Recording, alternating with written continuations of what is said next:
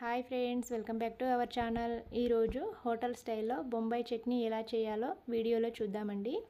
దీన్ని బేసన్ అని కూడా అంటారు. ఈ బేసన్ పూరికి చాలా అంటే చాలా టేస్టీగా సూపర్గా ఉంటుందండి.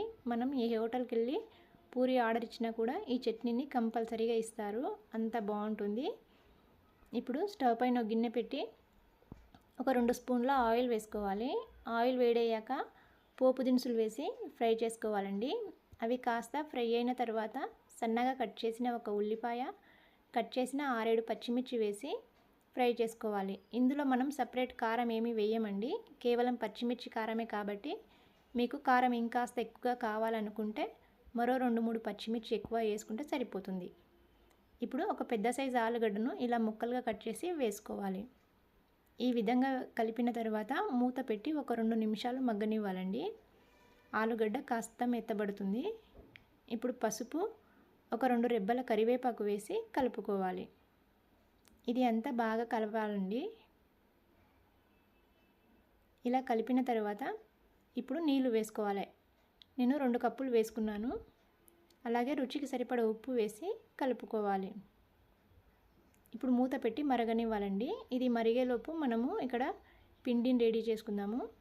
ఒక గిన్నె తీసుకొని అందులో 4 టీ స్పూన్ల శనగపిండి వేసి కొద్దిగా నీళ్లు వేసుకొని ఉండలు లేకుండా కలుపుకోవాలండి. ఈ విధంగా కలిపితే సరిపోతుంది. దీన్ని పక్కన పెట్టేసుకుందాము. చూడండి, నీళ్ళు కూడా బాగా మరిగాయి కదా. ఇప్పుడు ఆలుగడ్డ ఉడికిందో లేదో చెక్ చేసుకోవాలండి.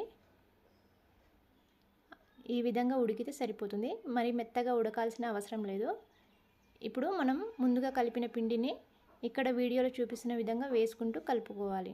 ఎక్కడ ఉండలు లేకుండా కలపాలండి. అలా ఒక 2 నిమిషాల పాటు కలుపుకుంటూ ఉడికించుకోవాలి. ఈ విధంగా ఒక 2-3 నిమిషాలు ఉడికితే సరిపోతుందండి.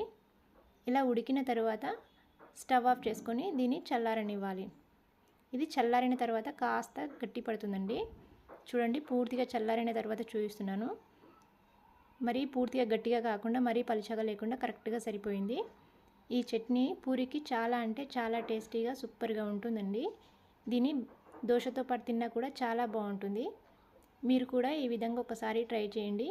అలాగే వీడియో నచ్చితే లైక్ చేసి షేర్ చేయండి.